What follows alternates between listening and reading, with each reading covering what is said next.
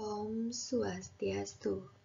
Rajang semeng alit-alit sareng sami sapunapi gatra. Dumugi alit-alit sareng sami tategena lan rahayu. Kecunduk malih sareng ibu guru ring pepelajahan bahasa Bali. Ring rahina mangkin alit-alite jagi melajahin inde kruna dwi lingga.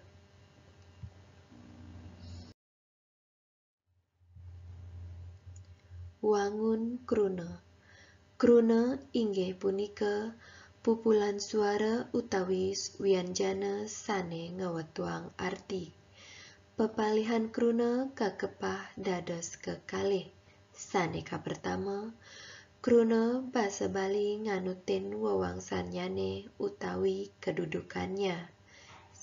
Saneka ping kalih, kruna basa Bali nganutin wangunyane.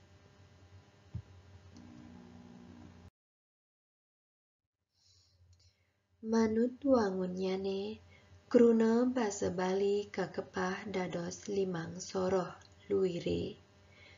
Kruna lingga, kruna pola, kruna tiron, kruna dwi lingga, kruna satma utawi kata majemuk.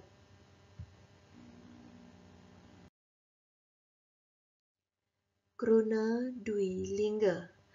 Kruna dwi lingga utawi kata ulang sajroning basa Indonesia inggih punika kruna lingga sane kekaping kalihang rikala ngucapang saha maduwe pepalihan sane mendahan.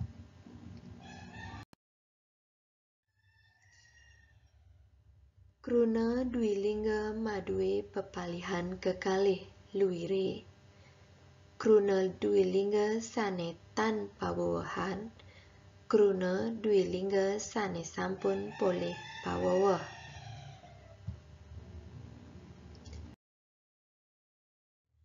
Kruna dwi lingga sane tanpa wewehan.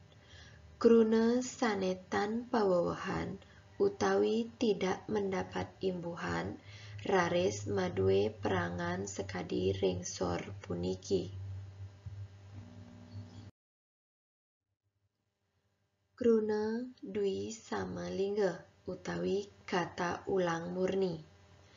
Kruna dwi sama lingga inggih punika kruna lingga yen kaucap apisan pacang ngewangun artos tunggal wiadin akide. Nanging yening sampun kaucap kekaping kalihang mateges katah wiadin langkungan utawi lebih dari satu.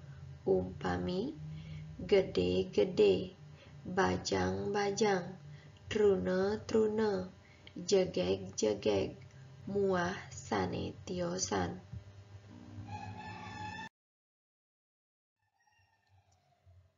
Saneka ping kalih kruna dwi maya lingga utawi kata ulang semu.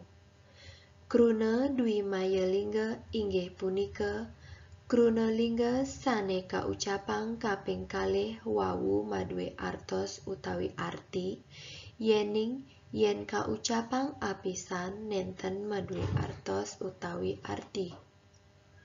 Umpami kupu-kupu, buit-buit, omang-omang, becing-becing, muah sane tiosan.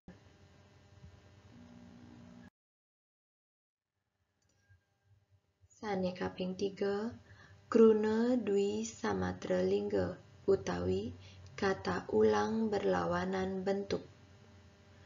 Kruna dwi samatra lingga inggih punika kruna lingga sane kewangun antuk kruna kalih soroh sane sumai sakewanten ring penguntat wanda kruna utawi suku kata akhir utawi untat kruna atau kata akhir sane rihinan bina ring sane ungkuran. Umpami dengkak-dengkek, dengak-dengok, tundak-tundek, sledat-sledet, miwah sane tiosan.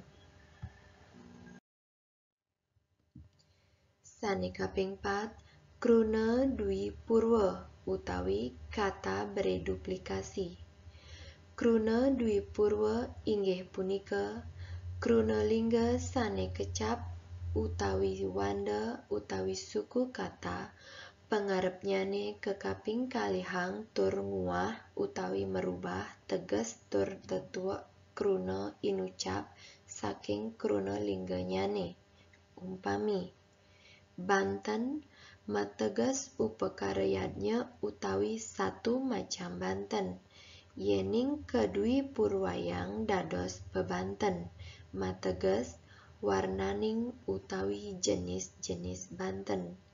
Sane merupa kruna lingga luire, sesari, sesate, sesajen, bebanten, muah sane tiosan. Sane marupa kruna tiron, luire, sesuratan, lelampahan, cecimpedan, bebanyolan, muah sane tiosan. Sane kaping ungkur kruna dwi wasana utawi ungkur. Kruna dwi wasana utawi ungkur inggih punika kruna lingga sane kecap utawi wanda pemungkurnyane kekaping kalihang tur ketahnyane utawi lumrah pada umumnya medaging pengater pe.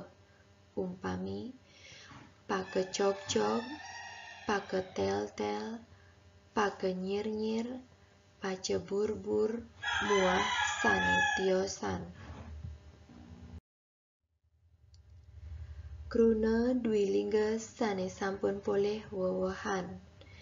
Kruna sane sampun polih wewahan umpami turun-temurun, ngidih-idih, mebersih-bersih, metaki-taki, muah sane tiosan.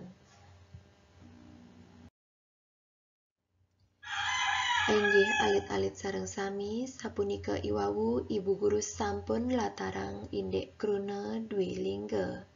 Sane mangken puputang Ibu antuk parama santi. Om Santi Santi Santi Om.